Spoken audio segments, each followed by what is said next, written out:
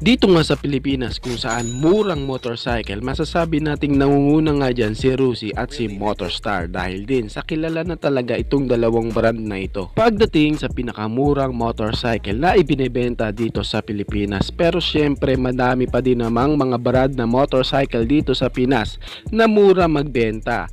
Sa kanilang mga motor nandyan si Skygo, SYM, Motopush, Pecon at syempre si TBS. Tsak na pamilyar na din kayo sa brand na TBS. At yung brand na yan ay may nilabas na motorcycle na may katulad. Wait a minute. Oops, ano yan? Nanggagaya din, walang originality. Wait ka lang muna kapatid. Dito sa video na to ay malalaman natin yan lahat. Kaya samahan nyo ako. Napag-usapan ang bagong motor ni TBS, pero bago yan baka pwede naman na pa-subscribe ng aking YouTube channel. I-click mo na din ang notification bell para ma-update kayo sa mga susunod na i-upload ko. Minsan nga lang ako makapag-features ng motor ni TBS, pero dahil sa ganda ng motor na to at abot kaya ko ginawa ang video na to para na din sa mga solid subscriber na naghahanap ng mura at maasahang motorcycle. Kaya tara guys at samahan nyo ako na pag-usapan natin ang motorsiklo na ito. So let's go!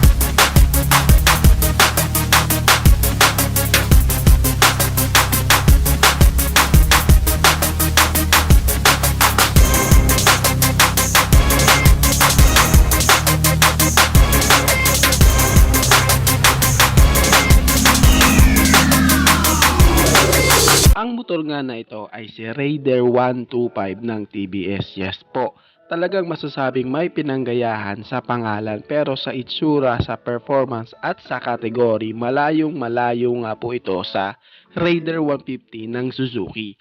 Kasi kita naman sa kanyang physical appearance na ito nga ay isang sports naked bike. And sa kanyang displacement na anlayo dahil din sa 125cc ang motor na ito. Pag-usapan natin ang specs ng Raider 125 ng TBS. Ito nga po ay merong 124.8 cubic centimeter engine displacement, naka 4-stroke, single cylinder, single overhead cam with 3 bulbs. Parang bago kung titignan yung 3 bulbs, pero meron na pong 3 bulbs sa TBS at yun ay parang normal sa kanilang mga motor, kaya asahan nating maganda ang ibibigay nitong performance. At ito pa ang isa sa magandang features niya dahil siya po ay naka-fuel injected na. At ito pa guys, sa kanya nga pong cooling system, siya po ay naka-air and oil cooled. Sa kanya namang compression ratio, siya po ay naka 10.3/1. Kamusta naman sa kanyang power? Ito guys ay mayroong 11.3 HP at 7,500 RPM with a maximum torque na 11.2 Nm of torque at 6,000 RPM. May kalakihan na din po ang kanyang tangke na kaya nga pong magkarga ng 10 liters fuel tank capacity. At ito pa ang isa sa sulit dito dahil sa sobrang tipid sa gasolina dahil kaya nga nitong magtagal na umubos ng 59/67 km per liter. Sa kanyang seat height guys na meron nga pong taas na 780mm at naka-tubeless na rin po ang mga gulong nito. Sa harapan ay meron nga pong sukat na 80/100/17 at sa likuran naman is 100/90/17. Syempre sa isang motor hindi mawawala ang tanong na ilan ba ang top speed niyan. Well guys, ito nga daw ay kaya nga pong mahit ang 99 kph, pero para sa akin masasabing kaya pa yon mahigitan. Depende na lang yan sa hinete, no? And syempre 125cc pa din naman ito, kaya ibibigay lang nito kung ano ang nasa displacement niya. Either kung kakargahan mo ang makina nito, pero syempre dahil sa sports naked bike ito, nakadesenyo siya sa chill ride and long ride. And inirecommend ko ang motor na to doon sa mga rider na may hilig sa adventure ride at sa mga rider na may hilig lamang po sa mga chill ride and pang service. Hindi ko ito nire-recommend sa mga rider na mahilig sa racing. Kaya kung ikaw na magsasabi na ano ba yan, ang bagal, uulitin ko, hindi ko nire-recommend to sa'yo. Isa nga din sa maganda dito is yung kanyang full TFT digital panel gauge. Nakita naman kung gaano kaganda ang pagkakadisenyo at sa kanyang mga ilaw na naka-LED na. At lalo pang inangasan at ginandahan ang disenyo sa kanyang front and tail light. Sa unahan, kita na napaka-unique ng pagkakadisenyo. Medyo may pagka-classic ang design. And ang design naman nito sa likuran ay parang taillight nga ng Ducati Panigale. Isa pa sa magandang feature guys is yung meron siyang TBS Smart X Connect system. In another term, meron siyang smartphone connectivity. At kakaiba na din ang 125 na motor na ito dahil meron na din po itong riding mode, ang Eco at Power Mode. Kung gusto mo ng full power performance ng bike, ilagay mo siya sa Power Mode. At kung gusto mo naman ng service and city drive lang, ilagay mo naman siya sa Eco Mode. At tulad nga ng nabanggit ko, pwede talaga ang motor na to para sa trabaho, lalo na doon sa mga kababayan natin na nagdi-delivery rider dahil meron na po siyang built-in USB charging port.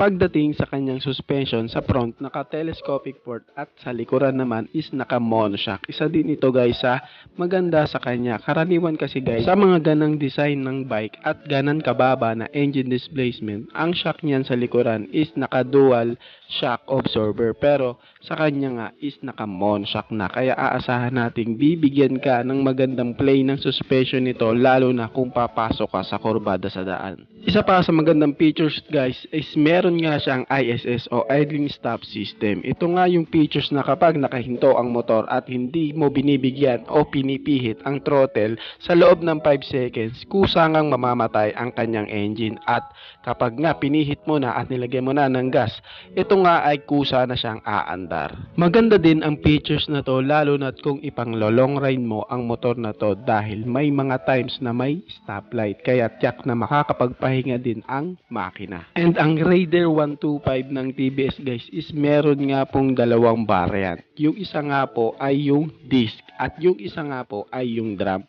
Yung disc po ay yung preno sa likuran nito ay naka-disc at yung namang isa ay naka-drum brake. At hindi nga sila parehas ng presyo dahil sa pagbabago na yan. Ang presyo nga ng same disc brake is nagkakahalaga po ng 87,469 Indian rupee. And kung i-direct nga po natin na i-convert dito sa Philippine money, ang presyo na yan is papalo nga po sa halagang 59,000 pesos. At doon naman sa isang variant, yung naka-drum brake ang preno sa likuran, ito nga po ay nagkakahalaga ng 82,953 Indian rupee, na kung direct nating i-convert sa Philippine money, ito nga po ay papalo sa halagang 57,000 pesos. Kung titignan nga guys, siya nga ang pinakamura, no? Napakamura nga sa halagang ganan. Wala kang mapibili na sports naked bike, pero syempre guys, yan po ay presyo pa lang sa India. Ngayon, if dadalhin yan dito sa Pinas, syempre asahan nating may kaukulang dagdag na yan. Sa motorcycle na ito, ang TBS Raider 125 talaga ang masasabi mong sulit na pagdating sa kanyang specs at lalo na sa features niya. No? Dito sa Pilipinas ay meron na pong TBS brand at naglalabas din sila ng mga motor na di natin aakalaing ilalabas dito sa Pinas, katulad na lang ng TBS Apache RR 310. Kaya sa motor na yan, walang malabo na ilabas din yan dito dahil din sa sulit at swak naman ang Raider 125 ng TBS. And bebenta din ito dahil sa small cc lamang siya, natiyak na maa-afford ng ating mga kababayan. Pero kung ikaw ang tatanungin guys, sulit ba na bumili ng Raider 125 ng TBS? Paki-comment na lang ang iyong sagot sa comment section. Sa itsura talaga ng motor na ito, masasabi mo talaga nakakaiba at pero talagang originality pagdating nga sa kanyang front at tail. Talagang masasabi mong kanyang-kanya, at ang TBS ay kilala na rin talaga sa sulit at may kalidad na produkto ang kanilang inilalabas na mga motorsiklo. Kaya tsak na kapag inilabas ito dito sa Pilipinas, talagang ibebenta talaga ito ng sulit din sa masa. Alam naman natin na ang ating mga kapwa rider dito, ang hinahanap din nila ay yung pasok at swak din talaga sa budget nila. Kayo guys, ano ang masasabi nyo sa motor na ito? Paki-comment naman ang inyong reaksyon. Maraming salamat po. Bago matapos ang video na to guys, baka pwede naman na pahingi ng isang like mula sa inyo. Maraming salamat po. Sa tingin ko guys is dito ko na lamang po tatapusin ang ating vlog. I hope na nag-enjoy kayo sa aking hinandang video para sa inyo. Pinasisigla ko rin po kayo na isubscribe ang aking YouTube channel. I-click mo na din ang notification bell para ma-update kayo sa mga susunod na i-upload ko. So dito ko na lamang po tatapusin. Ichiboy. Thank you!